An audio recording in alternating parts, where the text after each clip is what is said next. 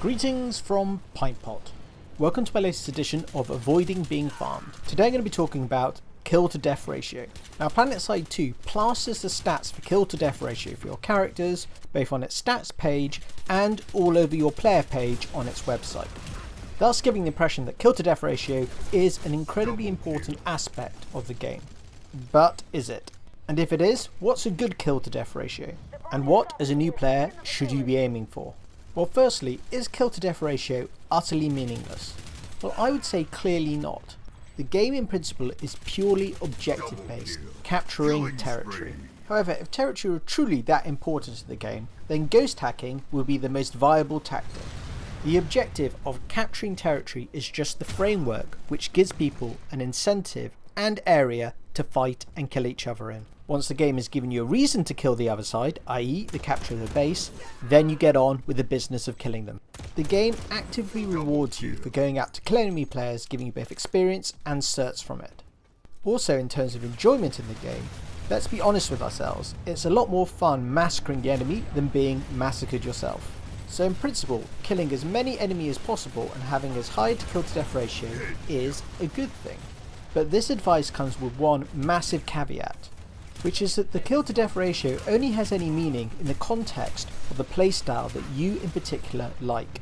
What do I mean by this? Well, the fact is that certain playstyles can give you a much higher kill to death ratio than others. If you spend all your time in a tank with high explosive shells, farming infantry like they're going out of fashion, you're going to end up with a pretty high kill to death ratio.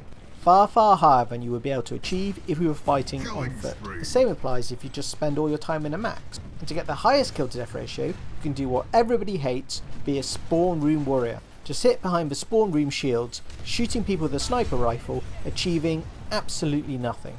But the problem with any of these playstyles is that as soon as you stop doing them, your kill to death ratio will tank.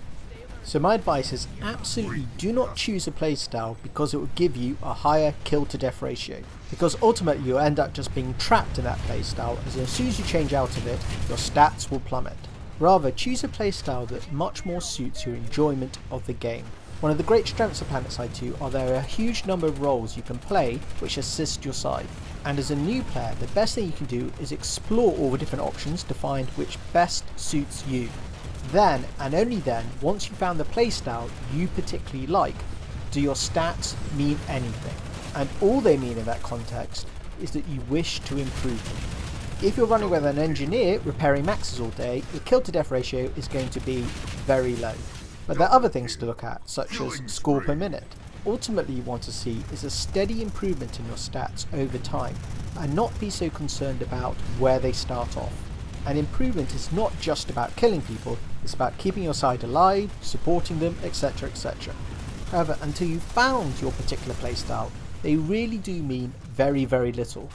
And it's very important not to be discouraged when you first start playing the game by a very low kill to death ratio. Personally, I think it's a bit unfortunate that your stats for kill to death ratio are so prominent, as new players have a nasty tendency to end up focusing on them rather than the more overall picture.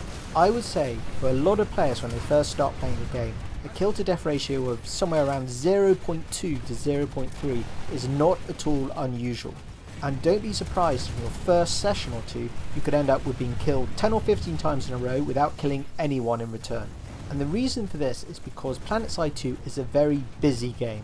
You're going to find yourself walking into situations which are going to get you killed pretty much instantly without even realising it. So gaining a good grounding in situational awareness is much more important than racking up a few kills in the early game.